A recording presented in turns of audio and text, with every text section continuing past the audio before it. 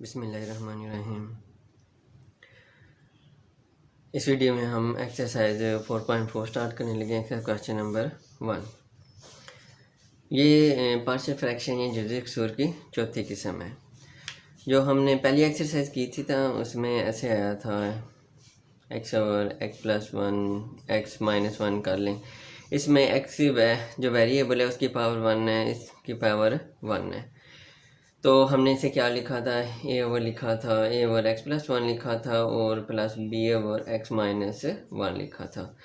और दूसरी किस्म में क्या आ जाता था कि वेरिएबल की पावर 1 नहीं होती है, लेकिन उसके ऊपर क्या आ गया, आपका स्केयर आ गया, ये वाला स्केयर आ गया। वेरिएबल की पावर 1 नहीं है, पूरी ब्रैकेट के ऊपर स्केयर आ गया। ये दूसरी किस्म होती थी।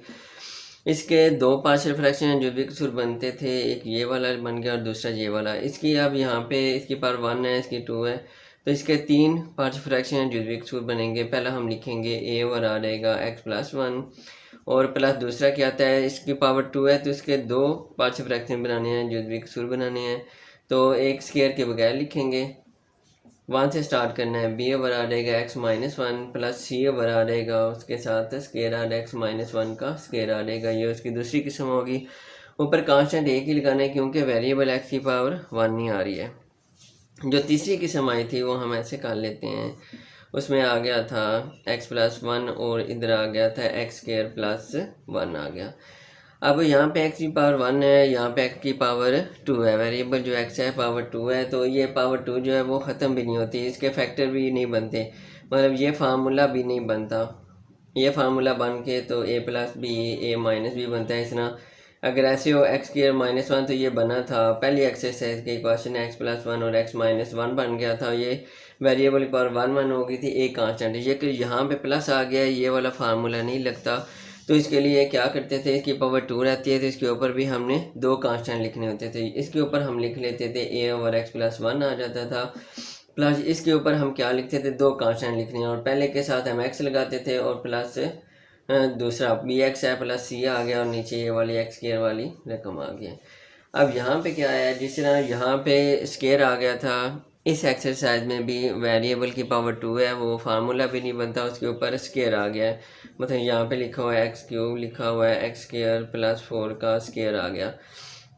यहाँ पे आप वेरिएबल पावर 2 है वो ख़त्म नहीं होती और वैसे भी स्क्वायर आ गया, तो जितनी यहाँ पे वैल्यू होगी उतने उसके पार्शियल फ्रैक्शन जुज़वी कसूर बनेंगे। तो ये भी ख़त्म नहीं होती, तो जितने हमने लिखने हैं, दो पार्शियल फ्रैक्शन बनाने हैं हमने जुज़वी कसूर, तो उसके ऊपर हमने कांस्टेंट भी दो दो लिखने हैं क्योंकि यहाँ पे x की पावर 2 है। तो हम लिखेंगे, पहला लिखेंगे ax प्लस बी, पहले के साथ x आ जाता है, पहले हमें लिखनी होती है स्क्वायर के बगैर लिखनी होती है, प्लस आगे b के बाद आता है c, तो ये आ जाएगा c x प्लस डी आ जाएगा, और नीचे हम लिखेंगे स्क्वायर के साथ रकम लिखेंगे।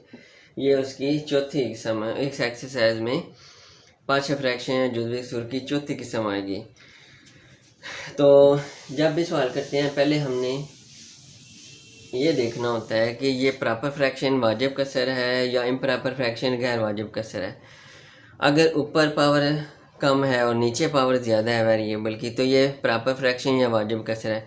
लेकिन अगर ऊपर और नीचे दोनों पावर बराबर आ गई हैं, या ऊपर वाली पावर ज़्यादा हो गई है, नीचे वाली पावर कम हो गई है, तो ये इम्प्रॉपर फ्रैक्शन या गैर वाजिब कसर है। इसको हमने प्रॉपर फ्रैक्शन या वाजिब कसर में तब्दील करना होता है। लेकिन यहाँ पे जो आ रही है x की पावर 3 है, लेकिन यहाँ पे अगर स्क्वायर खोलें तो x की पावर 2 टाइम 4 बनता है। तो इसका मतलब है ये वाला ऊपर पावर कम है, नीचे पावर ज़्यादा है, तो ये वाली प्रॉपर फ्रैक्शन या वाजिब कसर में ही है, और इसी में हमने सवाल को हल करना होता है। तो हम क्वेश्चन को स्टार्ट करते हैं।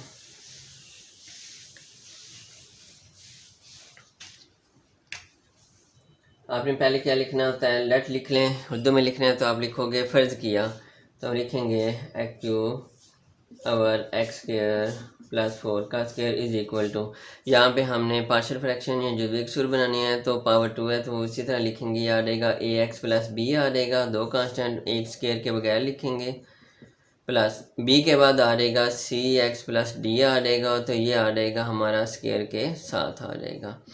ये हमारी क्वेश्चन नंबर 1 बन जाती है। अब यहाँ पे हमने चार कांस्टेंट हैं 4 ए बी सी डी, इनकी वैल्यू हमने निकालनी है। तो पहला स्टेप हमें क्या करना होता है, इसका जो नीचे बटे के नीचे रकम है वो ख़त्म करनी होती है। तो इसके लिए एलसीएम ये इसमें एक्स स्क्वायर प्लस 4 का स्क्वायर, यहाँ पे जो रकम होती है वही एलसीएम यहाँ इजाफे होता है, उसे हम मल्टीप्लाई कर देते हैं। तो हम लिखेंगे मल्टीप्लाई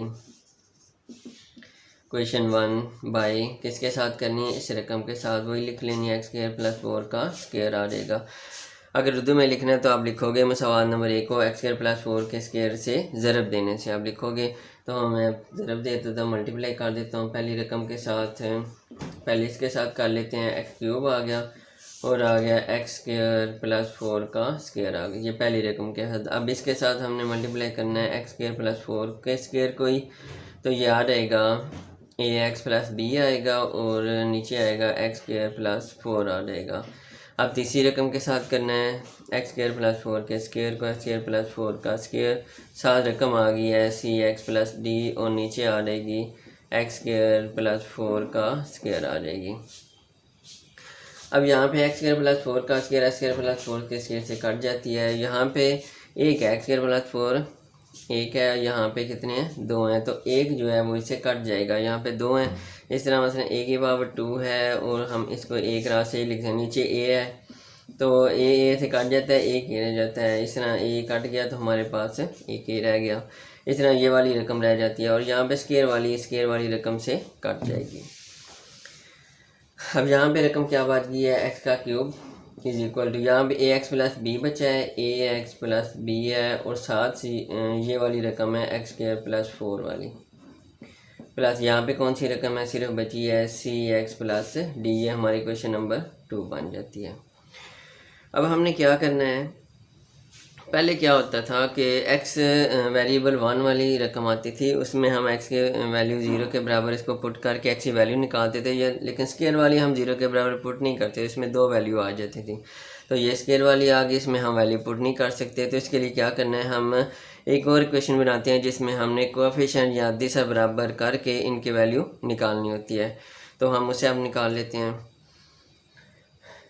वो कैसे निकालते हैं, इसको आपने मल्टीप्लाई करना है। अब ए एक्स है उसको दोनों के साथ, पहले एक्स स्क्वायर के साथ फिर 4 के साथ मल्टीप्लाई करना है।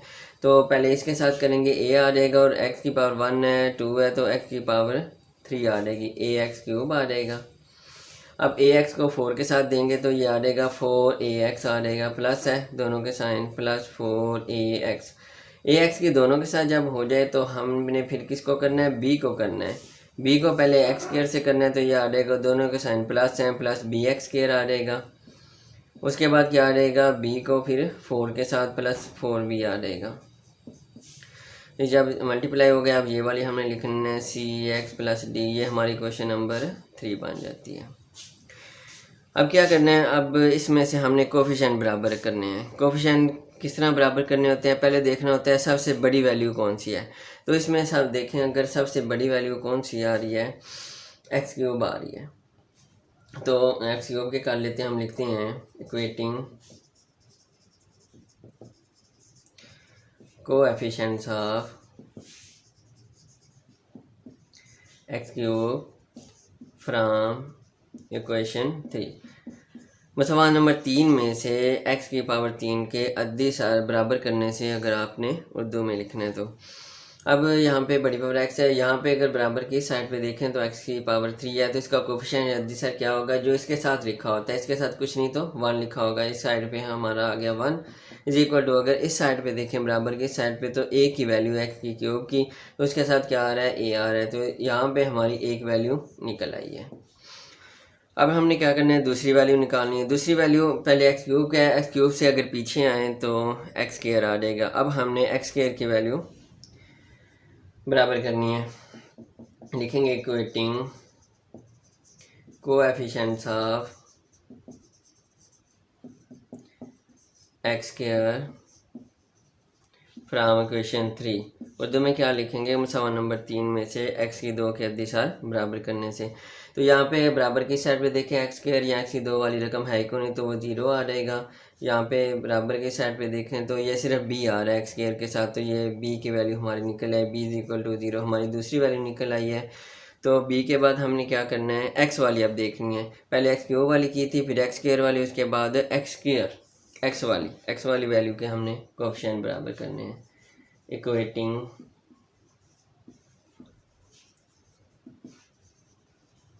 Coefficients of x from equation 3, मसावा number 3 में से x की अद्दी सारे बराबर रखने से। तो अगर x के देखें बराबर की साइड पे x भी नहीं है तो इसकी वैल्यू क्या आ जाएगी, कोफिशिएंट जी 0 आ जाएगी। इस साइड पे x वाली देखें ये x आ रहा है तो ये क्या आ रहा है 4ax आ रहा है 4a, और यहाँ पे क्या आ रहा है x के साथ c आ रहा है तो हम लिखेंगे 4a और प्लस c, x के साथ ये x है और ये x है। एक्स के कोफिशिएंट या दिशा ये साथ वाली रकम है, इधर 4a आ गया, इधर x से c आ गया, 4a प्लस c लिखेंगे 4a प्लस c आ गया। तो हमारी अगर देखें तो a की वैल्यू हमारे पास है, c की वैल्यू नहीं है, तो a की वैल्यू हमारे पास 1 है, वो हम इधर पुट कर देते हैं 4, a की वैल्यू 1 आ गई, एक c तो ये आ जाएगा 4 1 टाइम 4 प्लस c, ये 4 उधर जाके माइनस हो जाएगा, इधर प्लस है तो ये हमारी c की वैल्यू निकल आई है। अब हमने निकालनी है चौथी वैल्यू निकालनी है, तो उसके लिए हमने क्या करना है, x तो ख़त्म हो गया, अब हमने कोफिशिएंट कांस्टेंट इक्वेटिंग कांस्टेंट, ठीक है, कांस्टेंट हमने जो मिकदारें हैं वो हमने बराबर करनी है। Equating constant values from equation 3, जो कांस्टेंट जिसमें x नहीं होता वो कांस्टेंट होती हैं। अब इसमें देखें इधर साइड पे x के अलावा कोई रकम कोई है तो ये 0 आ जाएगा, इज इक्वल टू इस साइड पे x है, इसके साथ भी x है, इधर भी x है, ये इसमें x नहीं आया हुआ ये देखें, और इसमें भी x नहीं, ये कांस्टेंट वाली, तो हम लिखेंगे 4b प्लस d। अब यहाँ पे d की वैल्यू हमारी रह गई है तो b की वैल्यू हमारे पास क्या है 0, वो b की जगह पे हम 0 लगा देते हैं, 4 b की जगह पे 0 लग गया तो 0 ये 0 हो जाएगा, प्लस d तो ये 0 ख़त्म हो गया, तो d की वैल्यू हमारे पास क्या आ गई 0। चार वैल्यू आ गई a b c d की। अब हमने ये सारी वैल्यूज़ क्वेश्चन नंबर 1 में पुट कर देनी है, तो आप लिखोगे put values of a b c and d in equation 1। तो उर्दू में क्या लिखोगे, मसावा नंबर 1 में a b c d की कीमतें दर्ज करने से। अब इसमें वैल्यू पुट करते हैं, ये वाली साइड तो इसी तरह आ जाएगी, एक्स क्यूब ये रकम दी हुई है, ये लिखेंगे x cube x square plus 4 का स्क्वायर आ जाएगा, इज इक्वल टू यहाँ पर देखें ए एक्स प्लस बी है, ए की जगह पे जो वैल्यू निकली वो लगानी है, तो ए की जगह पे क्या निकला है 1, 1 एक्स प्लस बी की जगह पे क्या है 0, 1 एक्स प्लस 0, यहाँ पे 1 आ जाएगा और साथ एक्स आ जाएगा, बी की जगह पे 0 आ जाएगा और नीचे लिखा है एक्स स्क्वायर प्लस 4 प्लस सी एक्स प्लस डी, सी की वैल्यू -4 और डी की value 0, -4x plus 0, -4x plus 0 और नीचे हमारे पास क्या आ जाएगा एक्स स्क्वायर प्लस 4 का स्क्वायर। अब यहाँ पे अगर देखें तो ये 0 ख़त्म हो जाएगा और x को 1 से मल्टीप्लाई करें तो ये x ही आ जाएगा, एक्स स्क्वायर प्लस 4, ये 0 ख़त्म हो जाएगा, सिर्फ ये वाली वैल्यू रह जाएगी, तो प्लस माइनस माइनस आ जाएगा, ऊपर 4x और एक्स स्क्वायर प्लस 4 का स्क्वायर। इस तरह हमारा क्वेश्चन नंबर 1 कंप्लीट होता है। इसमें से किसी जगह समझ ना आए हो तो आप कमेंट्स में पूछ सकते हैं। अगर पहली दफ़ा चैनल पे वीडियो देख रहे हैं तो चैनल को सब्सक्राइब भी कर लें ताकि अगले लेक्चर की वीडियो आपको मिल सके।